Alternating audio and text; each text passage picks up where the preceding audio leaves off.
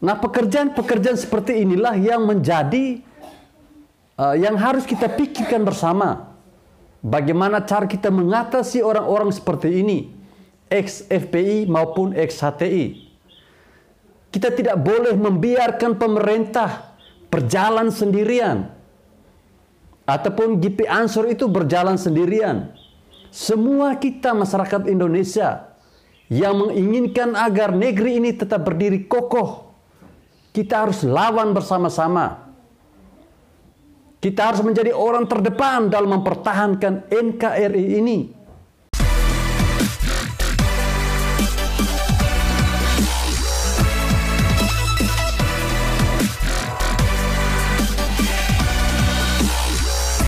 Assalamualaikum warahmatullahi wabarakatuh. Salam, salve, Om Swastiastu, Namo Buddhaya, salam kebajikan. Tegas seruan Gus Yakut agar GP Ansor hadapi mantan anggota FPI dan HTI. Ketua Umum GP Ansor sekaligus Menteri Agama yang kita kenal dengan nama Gus Yakut memang dikenal atau terkenal sangat berani orang ini. Akibatnya apa? Banyak sekali orang yang membenci dia dan bahkan ada yang menargetkan dia untuk jatuh. Nah, salah satunya adalah soal isu pengeras suara yang digoreng sedemikian rupa sehingga jadi ribut kemana-mana. Sampai saat ini PA212 mereka masih berupaya memanaskan situasi. Meski bisa dibilang apa yang mereka lakukan ini gagal total.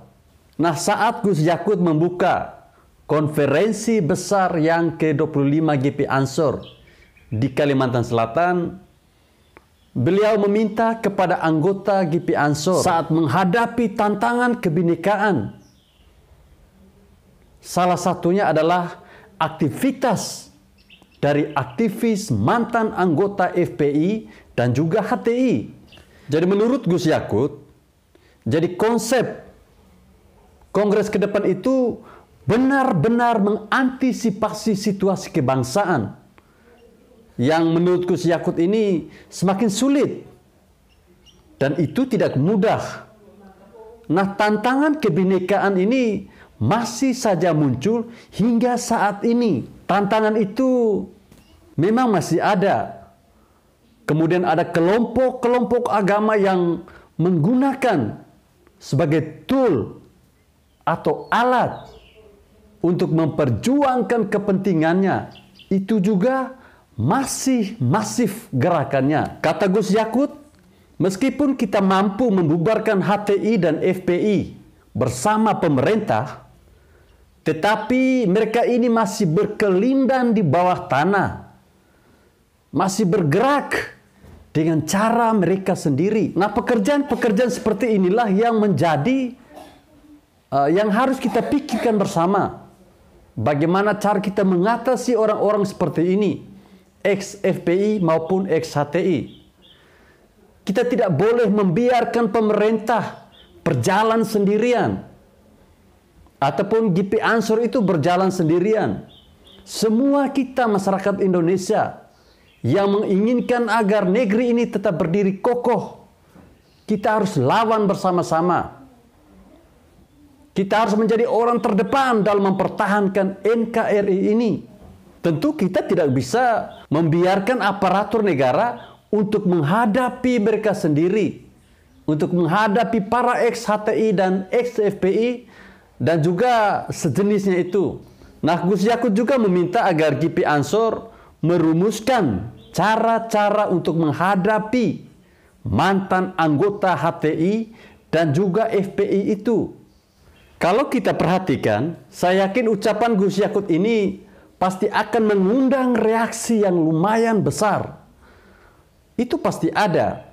Pasti akan muncul orang-orang yang dari sarangnya yang mengutuk Gus Yakut. yang dimana mereka terus berusaha mengadu domba dan memecah belah persatuan dan kesatuan bangsa, memecah belah anak bangsa ini. Biasanya yang mereka ribut itu adalah bagian dari mereka. Jumlahnya lumayan dan sangat bising pula. Dan itu seperti bunyi knalpot atau seperti bunyi suara MotoGP di sirkuit Mandalika kali ya.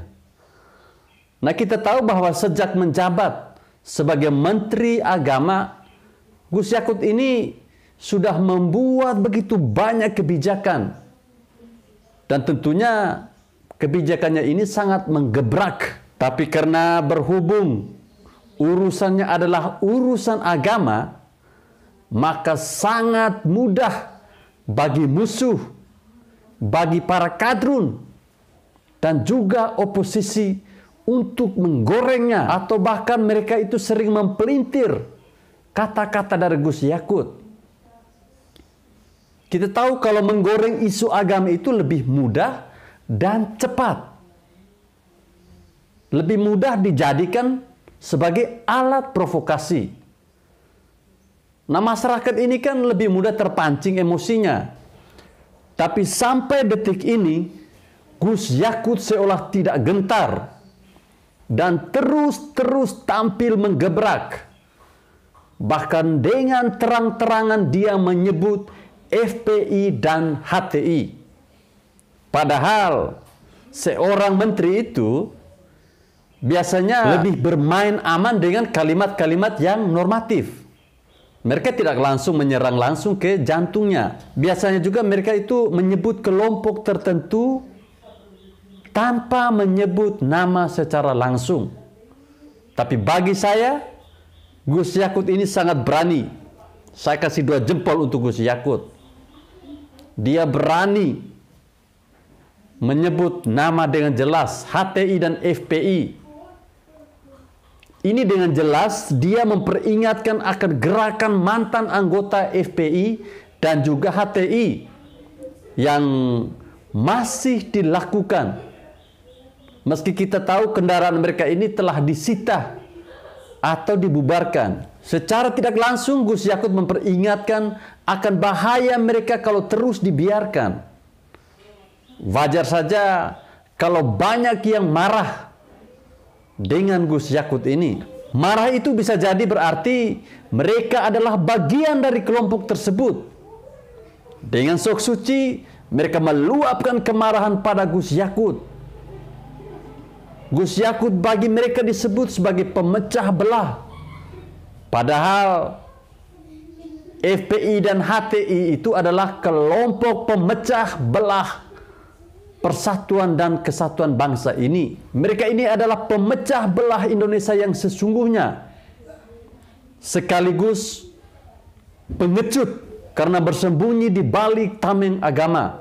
Memang tidak mudah berurusan dengan isu agama di negara ini.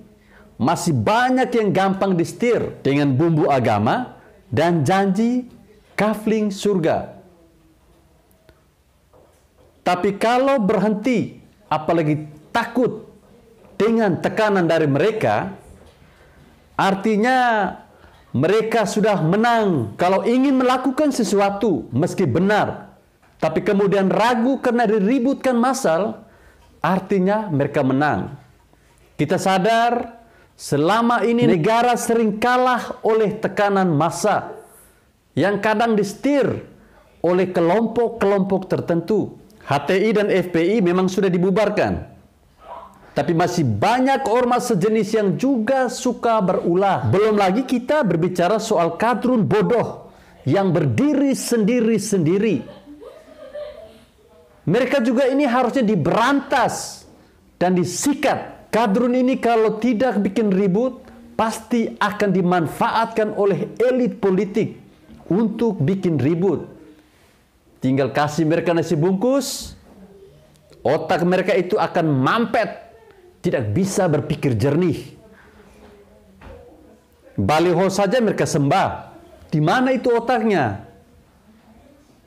Sejak kecil entah dikasih makan apa sehingga bisa separah itu kelakuannya.